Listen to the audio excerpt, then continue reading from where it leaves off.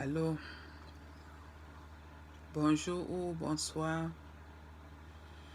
Je viens ici au nom du Seigneur Jésus-Christ vous annoncer que notre Père Jésus, notre Créateur, notre Sauveur, notre Rédempteur Jésus-Christ revient maintenant. Notre Père Jésus-Christ revient maintenant. Notre Dieu Jésus-Christ revient maintenant. Notre Sauveur Jésus-Christ revient maintenant. Préparons-nous, mes frères et sœurs, dans le monde entier. Vous qui écoutez ce message, je vous en supplie. Jésus nous aime tant et il revient bientôt. Quand nous lisions l'Ancien Testament, nous voyons comment les enfants de Dieu étaient tellement têtus, ils ont tellement désobéi à Dieu. Dieu s'est tellement fâché d'eux. Et beaucoup d'eux sont morts, ne sont pas entrés à la terre promise. Mais notre génération, nos péchés ont multiplié. Nos péchés ont multiplié, je ne sais pas combien de fois. Nous avons plus péché par rapport à ces gens. Je viens seulement vous rappeler, mes frères et sœurs dans le monde entier, qu'il n'y a plus le temps. Toi qui n'es pas chrétien, je t'en supplie au nom de Jésus qui est mort pour toi, qui t'aime et qui a accepté mourir pour toi, qui a accepté souffrir, couler son sang pour toi. Je t'en supplie que tu cherches ce Jésus. Je t'en supplie que tu achètes une Bible pour toi. Même si tu n'as pas l'argent, je t'en supplie que tu mets même la Bible écoute dans ton téléphone pour que tu puisses écouter. Je t'en supplie que tu donnes ta vie à Jésus. Je t'en supplie que tu cherches Jésus de tout ton cœur. Toi qui n'es pas chrétien, toi qui ne sais pas Jésus, je t'en supplie que tu commences à chercher Jésus maintenant. Que tu cherches Jésus parce que Jésus revient maintenant. Jésus a dit depuis des années qu'il reviendra. Et il nous a montré les signes de la fin du temps. Si on lit dans le livre de Matthieu 24, on va comprendre que les signes de la fin du temps, que Jésus a dit que les signes là seront dehors avant qu'ils n'arrivent. C'est déjà là, les signes, il faut que se multiplient. Je t'en prie, toi qui n'es pas chrétien, achète la Bible ou tu commences à lire la Bible. Commence sur le livre de Jean. Quand tu finis Jean, tu pars dans Matthieu. Matthieu, Marc, Luc et tu continue. Lorsque tu finis dans le livre de Apocalypse, tu peux donc revenir dans l'Ancien Testament. Tu commences par le livre de Genèse jusqu'à Malachie. Mais toi qui es déjà chrétien, est-ce que tu te repens de tes péchés le soir lorsque tu veux te coucher? Ou est-ce que tu te repens de tes péchés juste après l'acte que tu as commis? Je t'en supplie, toi chrétien qui m'entends, toi qui as donné ta vie à Dieu, toi qui as reçu le baptême de Dieu, que ce soit le baptême du Saint-Esprit, je t'en supplie, toi qui te dis chrétien, je t'en supplie, je vous supplie vraiment que regarde ta vie encore. Si ta vie n'est pas conforme à la vie que Jésus veut que tu mènes, est-ce que tu vis comme Jésus te demande dans la parole? Jésus a dit que venez comme vous êtes, mais il ne veut pas qu'on reste comme nous sommes venus. Est-ce que tu continues dans la fornication? Est-ce que tu continues dans l'adultère? Est-ce que tu continues dans les mensonges? Est-ce que tu continues dans les vols? Est-ce que tu continues dans dans les tricheries à l'école? Est-ce que tu continues à détester ton prochain? Est-ce que tu bavardes? Bavarder, c'est-à-dire que est-ce que tu parles mal de ton prochain? Est-ce que tu parles à ce repas et puis tu fais le mouchardage? On appelle ça souvent, c'est dans quelle langue là, que le Congo ça. Donc est-ce que tu fais ce genre de choses-là? Est-ce que tu regardes ton prochain avec les mauvais yeux? Est-ce que tu aimes ton prochain? Il y a tellement de péchés que, mais je veux seulement vous dire, parce que nous sommes tous les êtres humains, nous tous, on cherche à vivre selon la parole de Dieu, afin que lorsque Jésus reviendra, que nous soyons enlevés, parce qu'on connaît, Jésus a dit qu'il va revenir prendre son église. Jésus, notre Père, a dit qu'il va venir prendre son église. Et il a bien dit qu'il va venir prendre son église. L'église, c'est nous, l'être humain. C'est pas d'aller dans le... C'est pas naître à l'église. Si tu es né à l'église, parce que quand on parle à certaines personnes, ils disent que c'est... moi, je suis né à l'église et j'ai grandi à l'église juste parce que lorsque tu avais 1 an ou bien 1 mois, ton papa t'a mené ou ta maman t'a mené à l'église même. D'autres même disent qu'ils sont à l'église parce que leur père est pasteur, parce que leur mère est évangéliste, ils ont grandi. Mais ce n'est pas ça qui va t'amener au ciel. Ce qui va t'amener au ciel, tu connais, c'est ta communion avec Dieu. Même si tu es baptisé, tu parles en langue, ce n'est pas ça qui va t'amener au ciel. Il y a beaucoup de gens qui parlent en langue là, qui ne sont pas entrés. Ils sont déjà morts et ils vont aller entrer, passer leur éternité dans le feu. Ce n'est pas ça. L'importance, c'est d'avoir la relation sexuelle avec eux. Je m'excuse. L'important, c'est d'avoir la relation personnelle avec Jésus-Christ. C'est-à-dire en obéissant tous les préceptes, tout ce qu'il nous demande de faire, c'est ce que nous devons faire. Mais si on se voit souvent faible à obéir certains commandements, nous devons aller à la prière, jeûner. Dieu ne fait que se plaindre que l'ennemi a mis le sommeil. Il empêche ses enfants de jeûner. Il y a les gens qui jeûnaient vraiment avant. Jeûnaient 21 jours, 3 jours.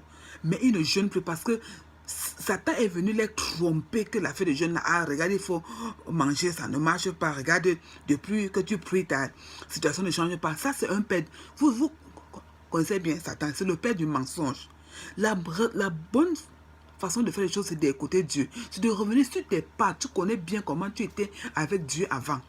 Je t'en supplie, mes frères et sœurs, réveillez-vous. Je vous parle parce que moi-même, je traverse des états comme ça là. Je connais comment j'étais en feu pour Jésus avant. Je voulais même monter sur les toits pour dire comment Jésus est très bon. Donc si je suis en train de parler, c'est comme ça que moi je sors aussi dehors là. Je les traités. Je sors là, j'ai les Bibles, j'ai le microphone.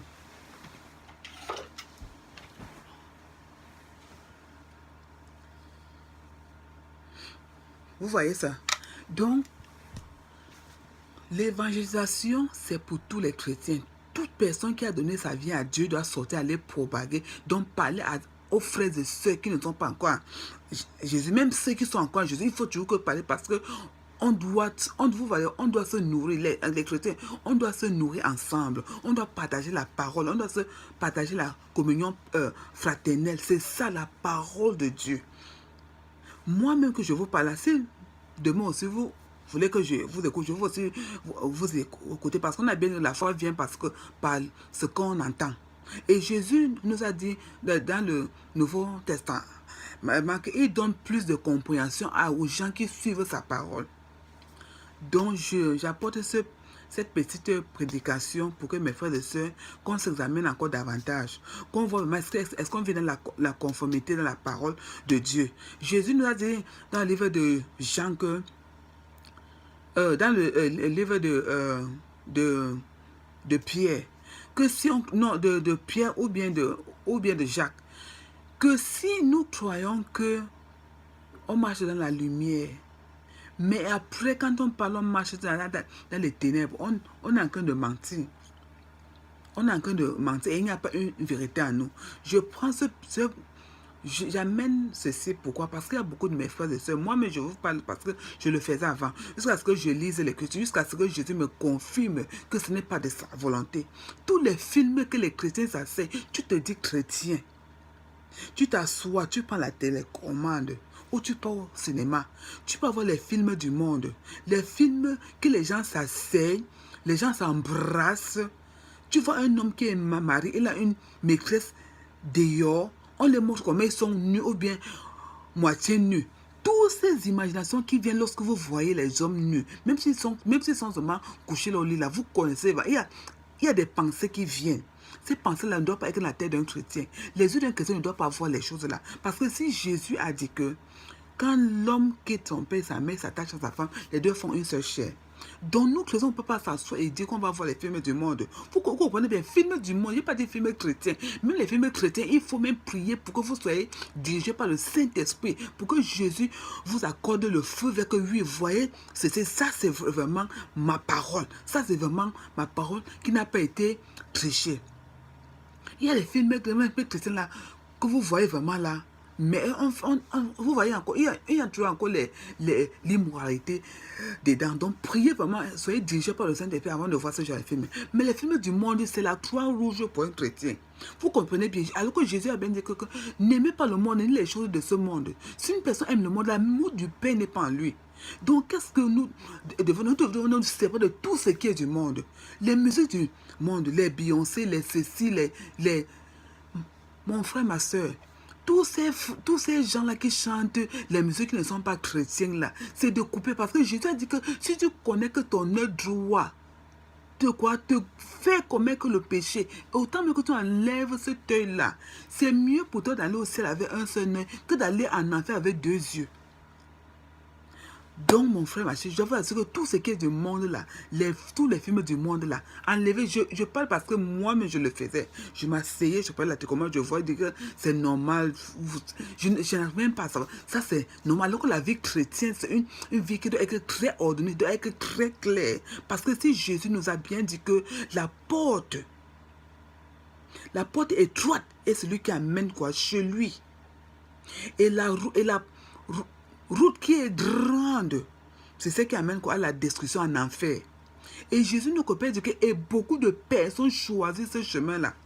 Quand vous voyez les chrétiens assis dans les églises, les églises de Joyce Meyer, les églises de Joyce Austin, vous voyez les 8 000 membres, 10 000 membres, vous pensez que c'est tous les gens qui sont chrétiens là qui vont partir. Non. Jésus a bien dit que ce n'est pas tous ceux qui appellent Père, qui entreront dans son royaume, mais ceux qui font la volonté du Père. Mes frères et sœurs, séparons-nous du monde. Parce que le salut est individuel. Ne voyez pas que mon père est pasteur. Oh non, comme mon père est pasteur. Parce que moi aussi, comme mon père est pasteur, tu es déjà sûr que quand tu vas mourir, aller au ciel. Non, non, non, non, non. Il te faut une relation personnelle avec Dieu. Il te faut l'obéissance à la parole de Dieu. Oui, laissons le monde, tous les musiques du monde là, ce n'est pas pour un chrétien. Ce n'est pas pour un chrétien. Même vous, quand vous voulez même suivre les musiques chrétiennes, je vous en supplie, allons plutôt vers la prière parce que Satan est très rusé. Il y a même ses agents, je vous dis les agents, c'est-à-dire que les êtres humains que Jésus a créés, ils sont allés vendre leurs âmes au diable. Et ils chantent les musiques là, et ils vous envoûtent, ils envoûtent même les chrétiens qui suivent ça. Je dis bien les gens du monde, et même les gens qui chantent les musiques chrétiennes là, ils ont juste porté un voile. Mais beaucoup là ont vendu leurs âmes au diable. Donc tout ce qu'on fait, nous, chrétiens, doit être dirigé par le Saint-Esprit. On doit aller vers la prière et être patient. Vous savez bien qu'être patient, il faut qu'on soit vraiment patient jusqu'à être confirmé et soit convaincu par le Saint-Esprit. Parce que le Saint-Esprit vous donne le feu vert d'aller suivre cette musique chrétienne. Mais si vous suivez, si vous avez l'esprit du discernement, vous allez comprendre que le Saint-Esprit n'est pas pour. Toutes les choses du monde n'appartiennent pas à l'enfant de Dieu. Tu ne peux pas aimer Dieu et Baal. Tu ne peux pas servir tous les deux. Il te faut choisir un. Jésus a bien dit que tu ne peux pas servir deux masters. Dieu et Dieu lui. Parce que tu dois détester un et aimer un. Et même si tu aimes le un là, l'amour de un là, c'est 100%. Jésus alors, lui-même alors, sera où? Vraiment, j'apporte cette petite parole d'encouragement pour que mes frères et sœurs, qu'on puisse ouvrir les yeux, qu'on ne suive pas le monde, qu'on ne suive pas la multitude. Parce que Jésus a dit que la porte qui est grande, la route qui amène à la destruction, à l'enfer. Et Jésus dit que beaucoup de personnes choisissent ce chemin-là. Et Jésus dit que la route du ciel, chez lui-là, elle est étroite. Et peu de personnes trouvent ce chemin-là. Est-ce que vous pouvez imaginer peu de personnes, vous voyez la multitude des chrétiens sur la terre, tous n'entreront pas. Tous n'entreront pas. Ceux qui entrent, c'est ceux qui entrent avec la force. C'est ceux qui sont déterminés que non, je me sépare du monde. Les affaires d'aller en boîte de nuit, un chrétien peut pas aller en boîte de nuit. Non, tu ne peux pas. Tu ne peux pas danser les musiques du monde. Oui, quand tu vas déjà te séparer des choses du monde, on t'invite à une fête, je ne sais pas, à ta mère, à ta famille, pour peut-être inviter la fête de, je ne sais pas quelle époque fait le mariage, l'anniversaire, va bien, célèbre avec eux, mais que cette musique que tu es là, tu vas devoir te trouver avec le sang de Jésus. Parce que ces musiques, comme je vous l'ai dit là, ce sont les gens qui ont fait le pacte avec le diable. Donc, quand ils font le pacte avec le diable, il y a un esprit, les démons sont dans cette musique-là. Parce que tout ça, ça vient du diable. Et vous ne pouvez pas aussi danser ce genre de musique-là. Arrangez-vous à ne